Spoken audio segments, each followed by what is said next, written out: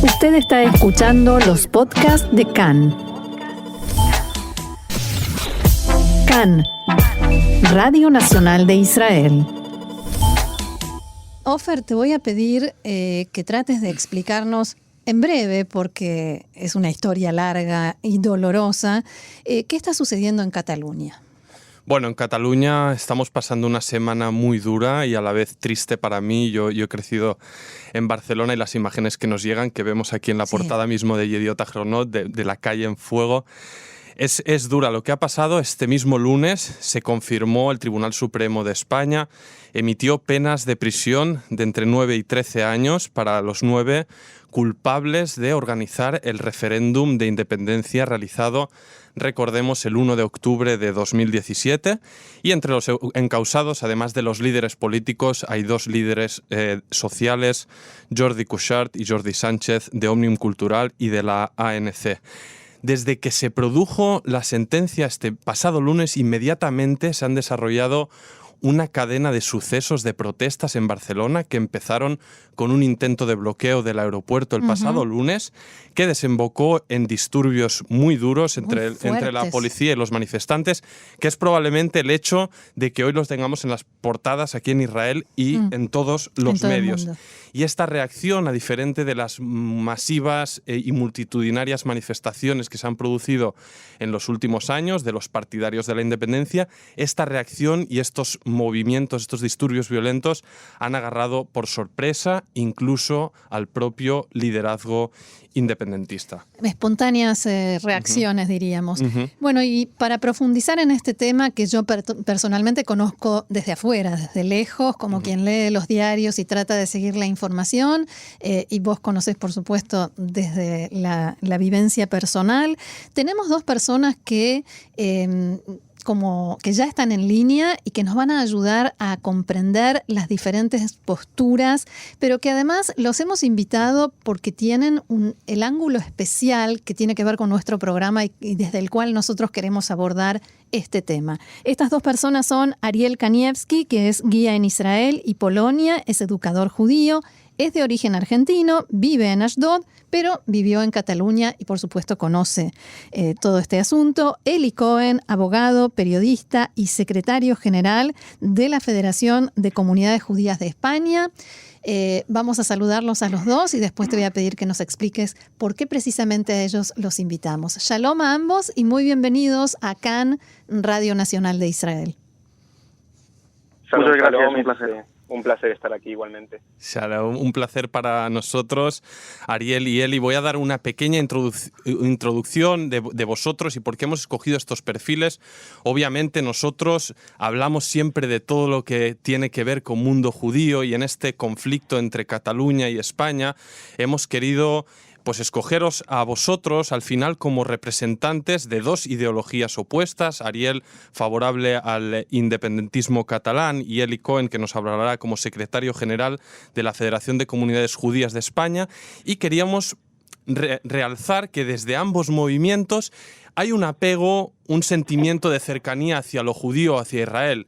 Desde el lado español, sefardí, obviamente, viene por el legado de los judíos, de Sefarat, un vínculo muy profundo con el Estado y que probablemente con la vuelta de la democracia, los judíos se han vuelto a reintegrar a la vida civil en España y es algo que valoran y defienden. Y por otro lado, en el movimiento nacionalista catalán ha habido un apego histórico por el nacionalismo, por el sionismo, por el movimiento de autodeterminación judío, por ese sueño de lograr el Estado propio. El Estado propio, exactamente. Esa es la introducción, pero vamos a ir al grano. Y vamos a empezar con Ariel. Si os parece, voy a ir lanzando preguntas a ambos.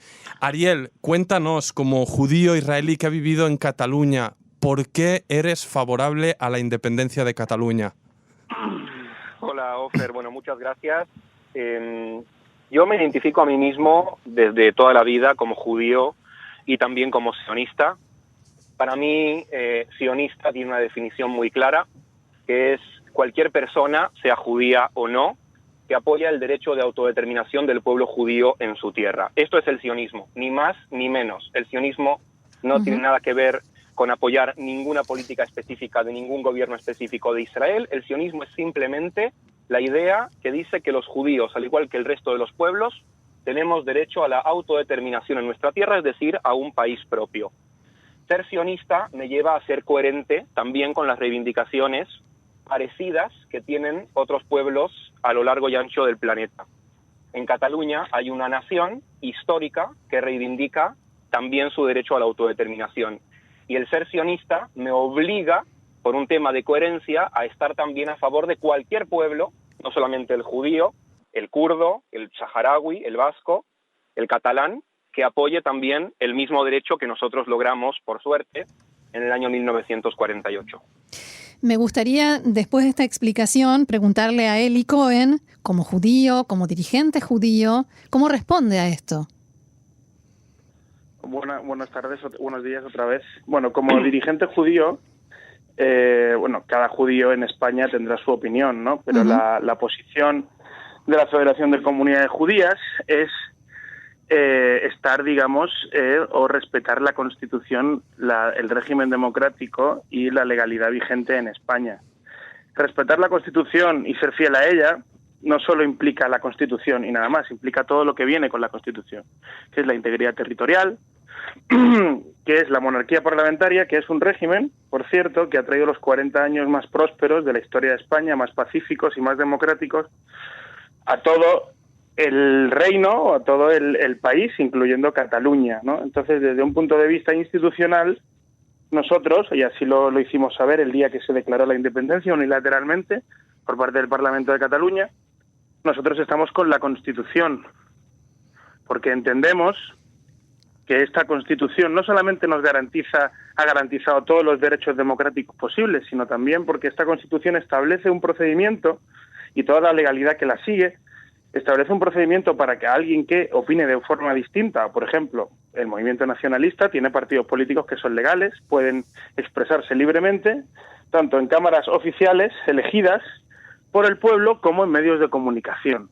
Entonces, estas demandas del movimiento nacionalista tienen que seguir un proceso establecido como en todos los países democráticos. El respeto al procedimiento es fundamental. Si no se respeta el procedimiento, no hay democracia. Entonces, desde el punto de vista institucional, insisto, y como judío, por supuesto que apoyamos la Constitución española y la legalidad vigente. Y Eli, aprovecho para remarcar probablemente una de las consideraciones banderas del independentismo en los últimos años y especialmente ahora, que aclaran que ya no hay de lo que hablar, que el Estado no les escucha porque su principal reivindicación es querer votar en un referéndum sí o no a la independencia, como se hizo en otros lugares, como en Escocia o en Quebec. Y reboto la pregunta aquí a Ariel. ¿Crees, Ariel, que estas imágenes, estos disturbios, esta violencia que hemos vivido esta semana en Barcelona responde de alguna manera a esta frustración que se vive? ¿O cómo lo explicas desde tu punto de vista, Ariel? El movimiento independentista catalán es, por esencia, un movimiento pacífico, radicalmente pacífico, y esto se puede comprobar haciendo un análisis del proceso independentista catalán desde sus inicios hasta el día de hoy. Manifestaciones multitudinarias cada 11 de septiembre, que es la Diada Nacional de Cataluña, de millones de personas en la calle, sin dejar un solo papel en el suelo, sin romper un solo escaparate, todo totalmente limpio. Año tras año hemos visto cómo el proceso independentista ha ido creciendo, la gente seguía saliendo a la calle, Cataluña tenía una reivindicación que es legítima y año tras año España le ha ido dando la espalda a cada una de las propuestas que han venido desde Cataluña. Podemos hablar históricamente desde el año 2005 con la reforma del Estatut que se aprobó en el Parlamento de Cataluña y que fue rechazada por España 2 veces y después incluso fue rechazada por el Tribunal Constitucional.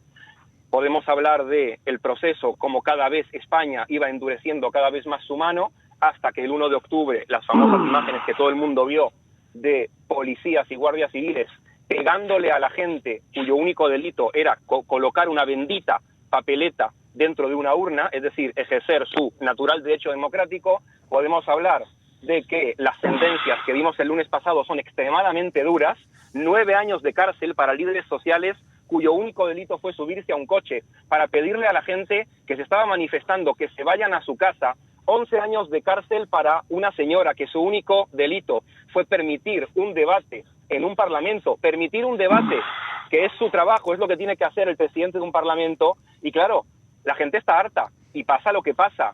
La situación que se está viviendo hoy en día en las calles de Barcelona es una situación que se hubiese podido evitar si desde un principio España hubiese entendido que está hablando con una nación histórica que quiere reivindicar su natural derecho a la autodeterminación, en lugar de mandar a la Guardia Civil. Todo ese argumentario, y me disculpas, Ariel, que te lo rebata, porque todo ese argumentario es tramposo. O sea, se les ha impedido votar. Ojo con que eso es una acción y es un argumento tramposo. ¿Qué es lo que van a votar? Y van a votar algo para pasar por encima del derecho del otro 50% de catalanes que no estaban de acuerdo con la independencia. No, en absoluto. Te recuerdo que en el año 61 Kennedy manda a la Guardia Nacional para evitar que el gobernador segregacionista impida la entrada de negros a la universidad. Cuidado con lo que se vota, es que votar en sí no es algo que se penalice, es el contenido del voto. Ok, tú me dices... Eso es fundamental aquí. Ok, iban a votar algo que estaba en contra del 50, que esa cifra la manejas tú, no sé de dónde la has sacado. Si dices bueno, me atengo a los resultados electorales de todas las elecciones que se han celebrado, en la cual el independentismo no ha sacado más del 50%. Okay, no, porque por un lado decimos todo el tiempo y escuchamos todo el tiempo los argumentos desde España de que el referéndum fue ilegal y que no tiene ninguna validez, pero que el 50% existe y que hay otro 50% a la que se le niega su derecho. No, aquí no se le está negando su derecho a nadie. De hecho, en el referéndum fueron a votar miles de ciudadanos catalanes que estaban en contra de la independencia. El referéndum ganó el sí a la independencia con un 90% de los votos. Quiere decir que hay un 10% de la gente que fue a votar que votó que no. Ariel, eso es más tramposo todavía. Ese referéndum se celebró en condiciones totalmente irregulares, sin ninguna garantía, cuando estaban diciendo tanto el Tribunal Constitucional como todas las autoridades que el referéndum era ilegal. No había unas condiciones normales para celebrar ese referéndum. El procedimiento para independizarse viene recogido en la Constitución. Hay que seguir ese procedimiento. Y puesto que Cataluña es parte de España, también no solamente se pisotean el 50%, el derecho del 50% que no está de acuerdo con eso, sino el derecho de los demás españoles que también tendrán algo que decir sobre la forma de su Estado. Pero que no se está pisoteando el derecho de nadie. Cuando tú convocas un referéndum, ese 50% que está en contra de la independencia tiene el total derecho de levantarse ese día de su cama a la mañana e ir a votar que no. Y no lo hizo. ¿Por qué no lo hizo? ¿Por qué no ejercen su derecho a votar democráticamente?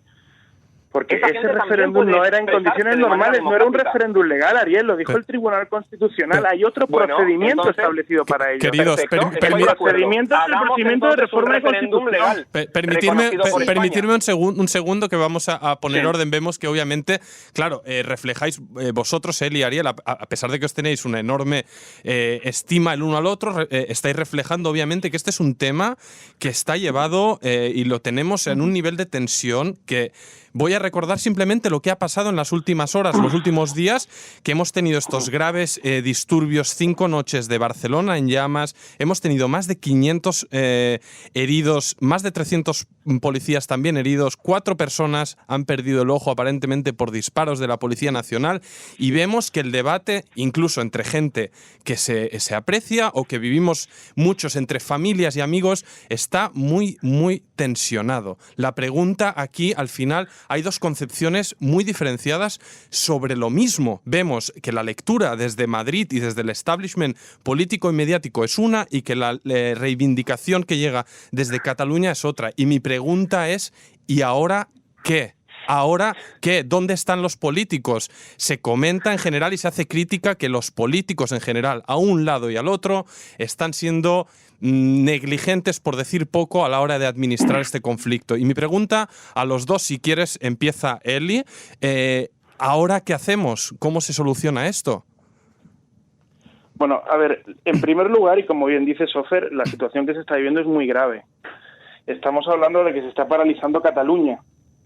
Y también te quiero dejar claro que yo no hablo en nombre ni de Madrid ni del establishment mediático ni nada, ¿no? Obvio, ni Ariel. Quizás a lo mejor quizás a lo mejor estoy defendiendo una línea argumentativa, seguramente, que es el sentir de la mayoría, a lo mejor, de los medios de comunicación y no sé, y de los madrileños. Yo no lo sé, pero no represento ni a Madrid ni al establishment mediático. ¿Qué podemos hacer ahora? Lo que no se puede hacer ahora es que porque no te gusta una sentencia o porque te parece desproporcionada una sentencia que ha sido dictada en un procedimiento que ha visto el mundo entero, un procedimiento totalmente transparente, un procedimiento que además está sujeto al Tribunal de Estrasburgo si la sentencia no es acorde a los derechos o se ha violado algún derecho en esa sentencia. Lo que hay que hacer es seguir el procedimiento, porque si a mí no me gusta una sentencia judicial, no salgo a la calle a quemar contenedores o no me organizo para paralizar la comunidad autónoma en su totalidad. Esa no es la vía no es la violencia. Insisto, hay procedimientos establecidos, transparentes y garantistas para canalizar todo esto. Si no, insisto, no habría un 50% de voto independentista representado en el Parlamento de Cataluña con todas las de la ley y legítimamente, y no podría nadie expresar lo que está expresando aquí Ariel en España y fuera de España. O sea, no se están prohibiendo unas ideas, ni se está prohibiendo el independentismo. Lo que pasa es que cuando España entra en la democracia, hay un pacto nacional que se refleja en la Constitución, y es la Constitución la que recoge cómo se debe cambiar la forma de Estado, en la cual, insisto, no solamente un 50% de los catalanes que no piensan así, sino también todos los españoles tendrán algo que decir sobre la forma de su país. Nadie está deslegitimando, yo mucho menos, que la gente sea independentista, para nada, como bien has dicho. Ariel no es amigo mío, es muy amigo mío. Y no solo tengo a Ariel como amigo en el bando independentista, tengo primos a los que quiero muchísimo y familia que también es muy independentista. Y es un tema bastante, como bien dices, bastante tenso, en el cual no solamente estamos hablando de procedimientos y de formas democráticas, el debate se va a lo personal, a lo pasional, y eso es peligroso. Y esto, hay una responsabilidad política, como bien dices, y ahora mismo la sociedad catalana está partida. Y en España estamos viendo una situación muy grave. Yo solamente quiero dejar claro que en octubre de 2017, imaginaos, si a un mozo o a un dirigente de la Generalidad se le ocurre decir a los que resistan o que disparen contra los policías, podríamos haber tenido en España, que es un país de los más democráticos del mundo y pacíficos del mundo, un conflicto civil. Y no lo justifica lo que está pasando, no lo justifica el derecho de autodeterminación. Es cuando un pueblo, o sea, la justificación en derecho natural internacional es cuando un pueblo está oprimido. ¿Dónde está esa opresión que justifique este movimiento que ha devenido en violencia? Vamos entonces a pasar la palabra a Ariel y luego Roxana introducirá otra palabra. Pero hago la misma pregunta, Ariel. ¿Y ahora qué? Y rescato un comentario de Manuel Valls, que lo tuvimos aquí hace un tiempo hablando en CAN en español, que ayer decía en la tele, estos que apoyan la independencia, que se olviden, ¿no? Entonces, ¿ahora qué? Ariel. Claro, estos que apoyan la independencia, que se olviden ¿de qué? De su legítimo derecho a la libertad, a ser libres como el resto de los pueblos. Estamos hablando de que no son 4 personas que quieren la independencia, estamos hablando de más de 2 millones de personas. ¿Qué vamos a hacer con esos 2 millones de personas? ¿Los vamos a tirar al mar? ¿Van a seguir estando ahí?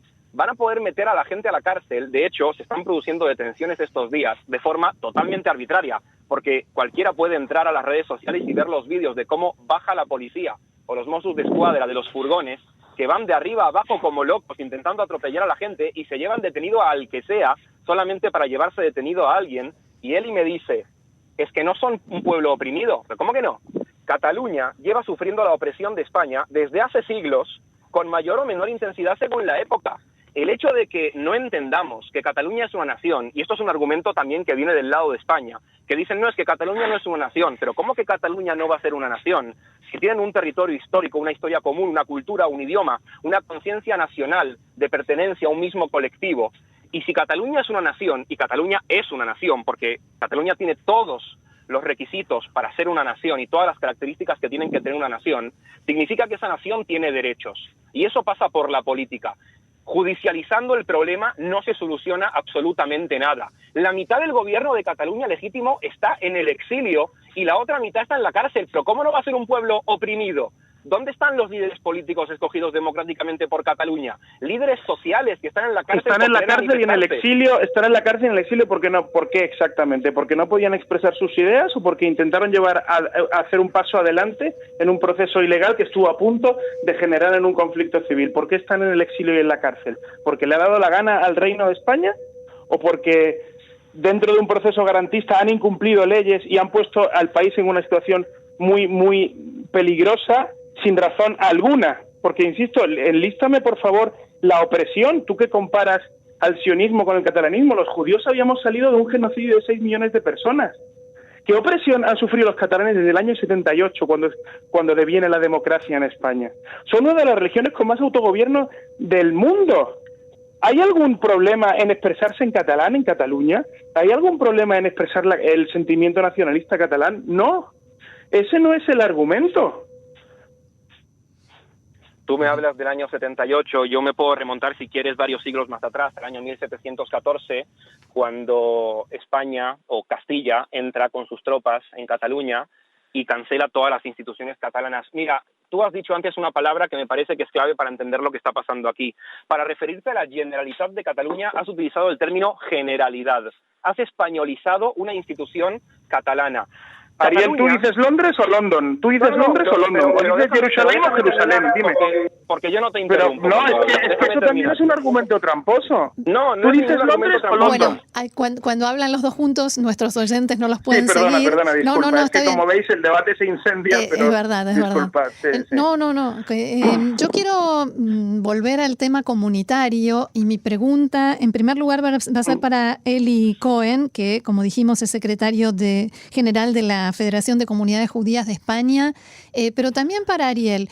En realidad son dos preguntas. ¿Cuánto se debate esto dentro de la comunidad judía, de puertas para adentro, y se espera a ver qué pasa, o qué se hace con esto dentro de la comunidad judía?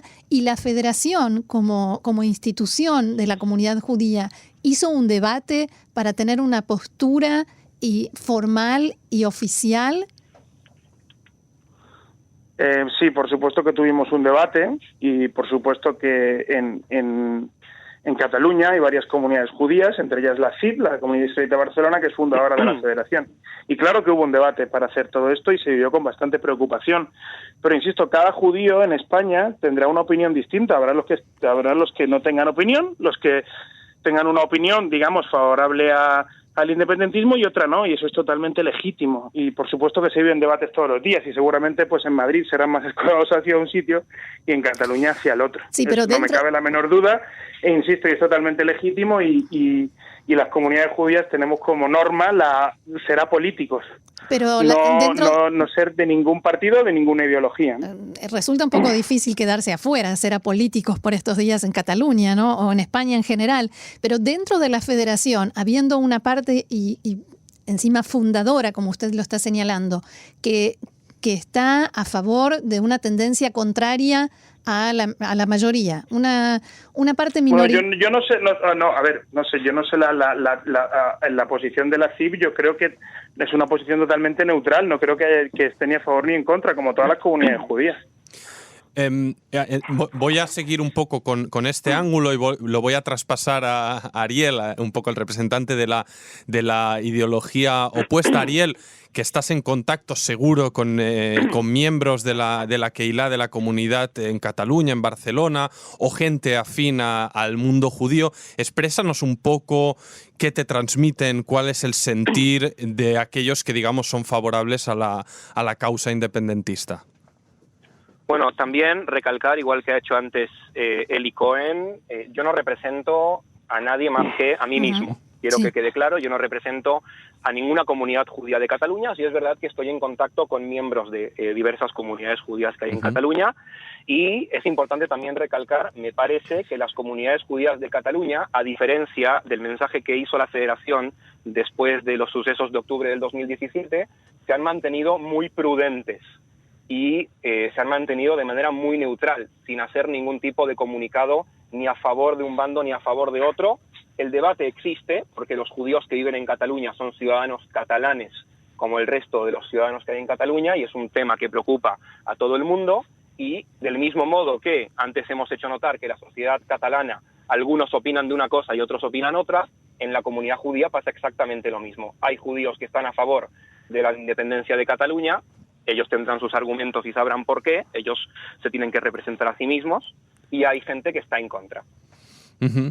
Buenísimo.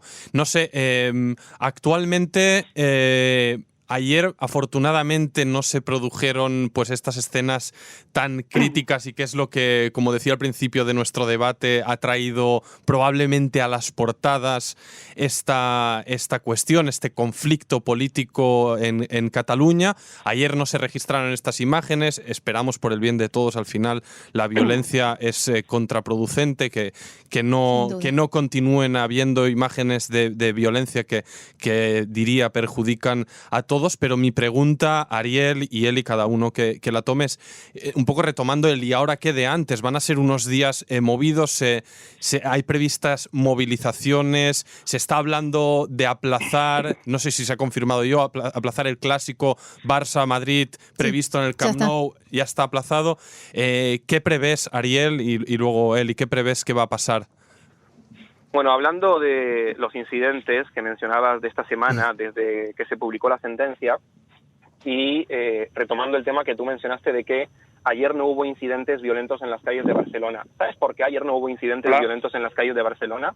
Hola. Ayer no hubo incidentes violentos en las calles de Barcelona porque ni la policía... Hola. Eli, te escuchamos, no se ha cortado. Me he cortado la comunicación. Eli, ¿aló? Te escuchamos, Eli. Bueno, seguimos con Ariel y yo. Sigue, Ariel, ¿por dónde estabas?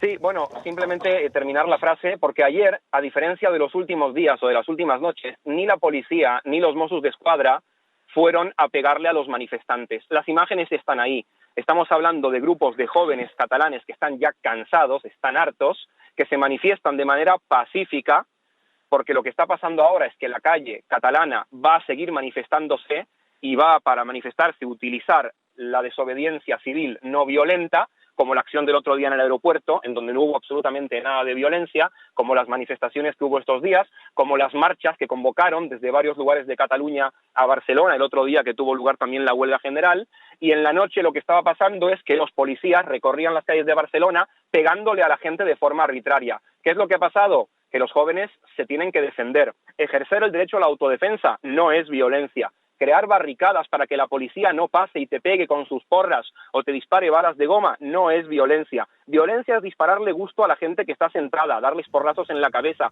patadas, golpes porque sí. Estamos hablando de cientos de heridos, de gente que tiene un ojo menos, gente que tiene un testículo menos, gente con una chica que está a punto de morir. Y la violencia en Cataluña la provocan los policías, la Policía Nacional y los Mossos d'Esquadra. Pero Ariel, si no se produce, la concentración va a continuar y va a seguir siendo pacífica, que es lo que ha caracterizado al movimiento independentista catalán desde sus inicios. La gente no se va a quedar en su casa, la gente va a salir a la calle y van a seguir realizando acciones de desobediencia civil no violenta por dos motivos. Uno, están en contra de la sentencia y la ciudadanía tiene todo el derecho de salir a manifestarse cuando piensa que algo está sucediendo de una manera totalmente injusta e incorrecta, como es la sentencia de los presos políticos, y dos, para exigir tanto a España, pero también a los gobernantes que hay en Cataluña, que apliquen el resultado del referéndum del 1 de octubre y se ejerza definitivamente el derecho a la autodeterminación y Cataluña sea un Estado independiente. Aprovecho este último apunte, Ariel, y aprovechando que informamos que estamos intentando retomar la línea con Eli Cohen, que tuvo un problema técnico. Entonces aprovecho, Ariel, para continuar contigo el debate respecto a este último punto, porque efectivamente si uno lee desde dentro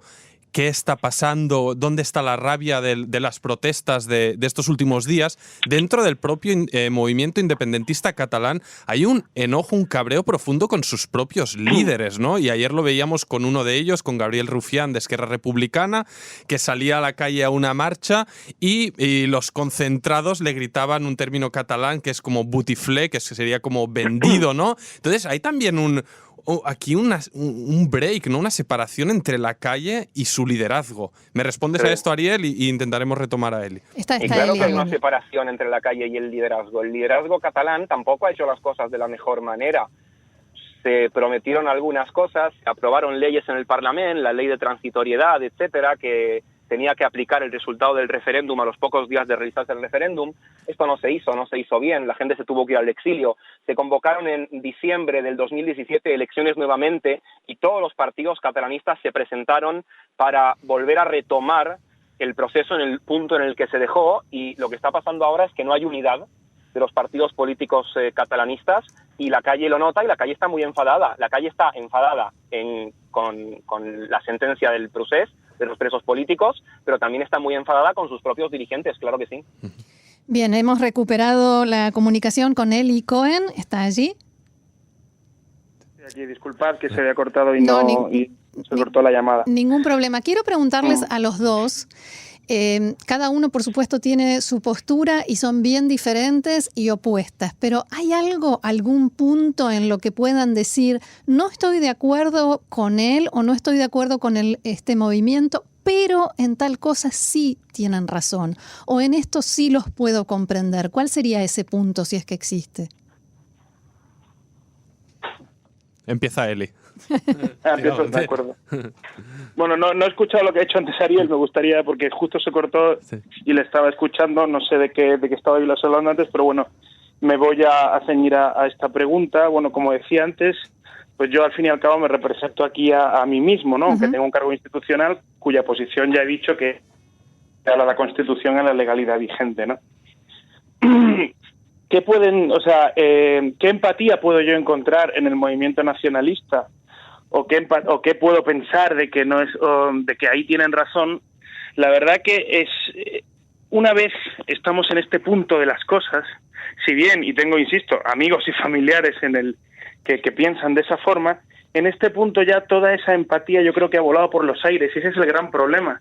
O sea, ahora mismo yo creo que el 99% de los españoles estaría totalmente de acuerdo si hubiera un proceso de normalización, de volver otra vez hacia atrás, a recuperar todos los cauces legales y políticos para que la situación vuelva a la calma. O sea, yo estoy totalmente seguro de ello, y si eso es lo que piensan líderes del movimiento independentista, pues ahí sí estaría de acuerdo y encontraría un punto de acuerdo con ellos. Pero es que esto ya ha llegado a un punto, insisto, y aquí la conversación con Ariel, que es muy amigo mío, pues se denota esa tensión. Ha llegado, yo aquí en Madrid pues lo vivo con mucha preocupación, y por supuesto también los ciudadanos en Cataluña tienen que vivir el bloqueo de su región como algo realmente preocupante. Entonces ahora mismo el problema de esto es que los puntos de empatía, desde mi punto de vista, han volado por los aires. Ariel. Y hay que recuperarlos de alguna forma, eso es indudable.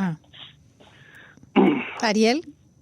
Sí, bueno, con toda la diferencia en las posturas ideológicas que podamos tener él y yo, recalco de nuevo el tema de que en ningún momento el proceso catalán ha influido en nuestra amistad. Nosotros seguimos hablando de nuestros temas, de los cuales seguimos hablando desde que nos conocimos prácticamente, porque tenemos muchos más temas en común que temas que nos separan. Los dos somos judíos, los dos apoyamos a Israel, etcétera. Yo sí estoy de acuerdo con él en un punto, y es que hay mucha gente en Cataluña que no está a favor de la independencia, igual que hay mucha gente en Cataluña que sí la está. Y por tanto, como el problema es político, hay que encarar este problema de manera política. Y esto solo se puede hacer votando en un referéndum que sea legal y pactado con el Estado. Si el referéndum del 1 de octubre él iba a decir una y otra vez, así como dicen desde España, que fue ilegal, ok, entonces se puede tal vez acordar un referéndum pactado y así salir de este problema, que es un problema político, no es un problema judicial ni otra cosa. Aquí hay un problema político y se tiene que solucionar de manera política, es decir, votando. Uh-huh. Bueno, vemos obviamente que las posturas pues están enfrentadas, incluso entre gente que se tiene muchísimo respeto y amistad, como son Eli y Ariel, a quienes agradecemos que nos hayan aportado sus puntos de vista, y como ellos bien dicen, no representan a ninguna comunidad en concreto, simplemente son judíos. Madrid, Eli, que hoy vive en Madrid, Ariel, que vivió en Barcelona, en Cataluña un tiempo, nos han aportado... Hemos aprendido realmente. Hemos aprendido muchísimo y les agradecemos, y sobre todo deseamos, a fin de cuentas, más allá de posturas ideológicos, que reine la calma y que haya entendimiento, porque al final esto es el interés de todos, sean independentistas, unionistas o lo que sean. Así que os mandamos un fuerte abrazo a los dos. Un abrazo y gracias. Y muchas gracias. Un abrazo y muchas gracias por esta iniciativa. Muchísimas gracias. Chao, chao. Ha sido un placer.